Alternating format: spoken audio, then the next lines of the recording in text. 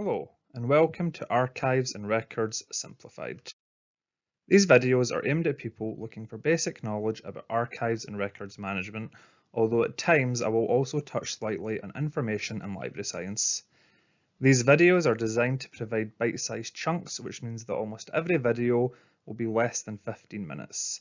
These videos are honestly for everyone, and comments and suggestions are always more than welcome.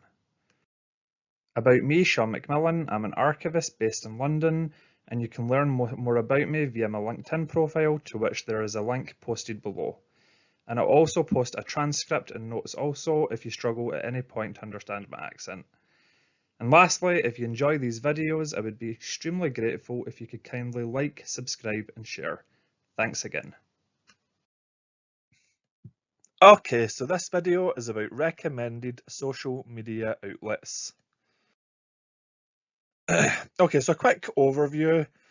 Social media can be a very useful way for staying on top of developments in the sector and also seeing just generally what's going on. It can be a fantastic way to meet new contacts and also to learn more information about the archives world.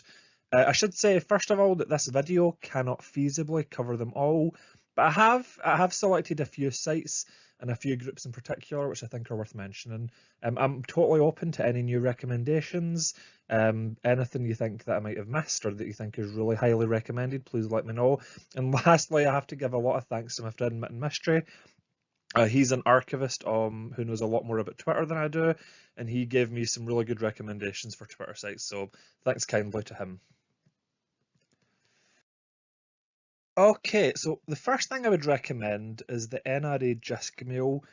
So this isn't really so much social media, but it is highly relevant.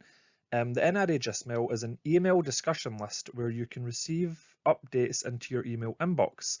It's pretty much open to anyone with an interest in archives or related content, and it's a tremendous source of news and updates. And this can include information about new collections which have been catalogued or new funding opportunities. I would say it's particularly a good place to find jobs which have been advertised. So you tend to see quite a lot of vacancies get posted there each month. And if you're job searching at the moment, which I imagine quite a lot of people are, the JISC mail can be a really good place to start.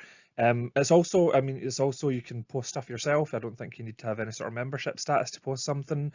So, and you'll occasionally see students who'll post things relating to thesis research. So it's just generally quite an open environment. It's quite good. And you can also respond to and email the people off list and privately if desired. So the NRA JISC mail is probably the one that I recommend the most, and it felt like a great place to start here. Okay. Another useful option is Discord.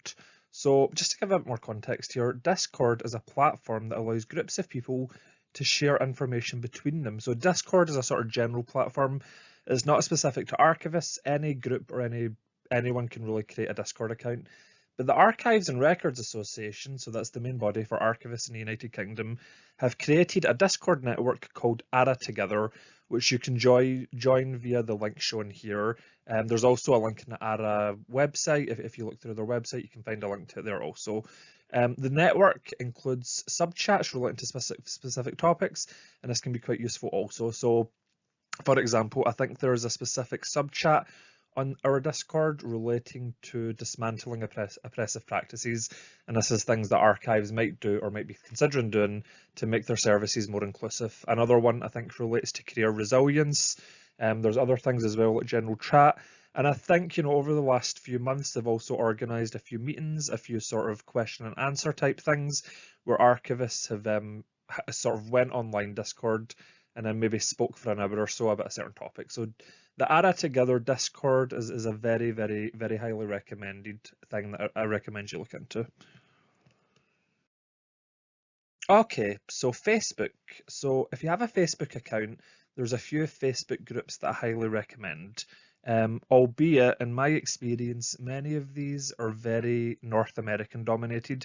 There's nothing, of course, wrong with this. In fact, it can be really fantastic to learn from archivists in other parts of the world. But what I would say is, especially with the ones sort of like indicating jobs, just remember that's probably an American-based recommendation, so that's just something to keep in mind. I would say that the section for new professionals, so there's a Facebook group for new professionals in the United Kingdom. This is organised by ARA.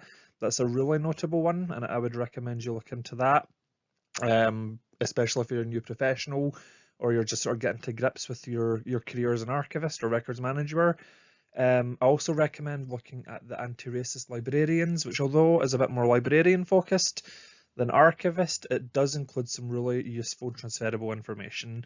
And then there's a number of other Facebook groups relating to very, very specific topics, such as the International Association of Sound and Audiovisual Archives. The Archivist Think Tank one is also quite a good one, and again, that's quite American dominated, but you'll see a lot of really useful information there, and you'll see a lot of information that you might not see elsewhere, so that can be one of the benefits of that. But as I say, this video won't cover the totality of options, and believe me when I say that many, many more will exist. I haven't even touched on digital preservation. There are a number of groups relating to that as well, which I could highly recommend. I might do a separate video on. Okay, YouTube. So in terms of YouTube, other than this channel, of course, one channel that I really highly recommend is We Love Business Archives, and that is set up by the Business Council of Archives. That's a really good channel. It's quite a new one, so definitely keep an eye on that. I don't think it's very well known, and hopefully this video will make it better known. The National Archives in the UK also have their own channel with lots of content, as does the Bedfordshire Archives channel. The Library of Congress, they're obviously an American institution. They also provide a lot of really, really useful videos, especially relating to digital preservation. They've got a couple of videos relating to digital preservation that are at least 10 years old, and I still find really useful and really interesting. So I'd recommend that too. And they're quite lengthy as well. They have a number of talks and discussions, and the content in the Library of Congress channel, I think, is one of the more extensive recommendations in this list. The International Council of Archives channel is also one of the most active I've come across, and they too have done a few videos about digital preservation. So as I say, these are just a small selection of YouTube videos. Please believe me when I tell you that there are many, many more, but these are a few that I thought were worth mentioning here. Okay, Twitter. Okay, so this part of the slide was heavily influenced by my friend Mitten, who uses Twitter a lot better than me. I have a Twitter account, but I don't use it that much, if I'm being honest. And I needed someone with more knowledge there. So Mitten gave me a number of very good recommendations. And as Mitten says, if you go on Twitter, you can probably find an account for almost anything, especially relating to sound archives, film archives, family history, or even individual accounts. But a few that sort of stuck out and a few that he mentioned that I thought were worth looking at are as follows. So the Archivist Memes, that is quite a funny and humorous account, and that's just a series of memes relating to archivists, and I think that can be quite useful to look at. It can be quite light-hearted, and it can make us feel a little bit better about our work in some ways. The UK Web Archive and Internet Archive Twitter accounts I think are quite interesting. These relate to work being done on website archiving and some of the projects that are working there. For me, that's probably one of the most dynamic aspects of archival work right now, is how to preserve websites. And following the Twitter accounts can be a really, really good way to keep up to date on new trends and see what's going on. In terms of institutional accounts, again, this is far from extensive, but a few that really jump out at me are the British Library, the National Archives, and again, the International Council of Archives, and they all have Twitter accounts which they update regularly. I should add as well, I mean, I could have went on for hours with this list, but the ARA, the Archives and Records Association, they have more than one Twitter account as well. I think they have a Twitter account for the main ARA, I think they have one for new professionals, I think they have one for ARA London. I might be wrong in that because, as mentioned, I'm not huge in Twitter, but the Archives and Records Association are certainly worth looking at as well. And then also remember that there's a number of very, very, very interesting individuals that are highly recommended also. Jenny M. Cham is one that stuck out. She is the head of Good Practice and Standards at the Digital Preservation Coalition. And yeah, from what I hear, her Twitter account has some fantastic content. And if you're on Twitter, I would thoroughly recommend following her. Okay, so there's also a few podcasts worth mentioning as well. The Last Archive is an American one that I really enjoy.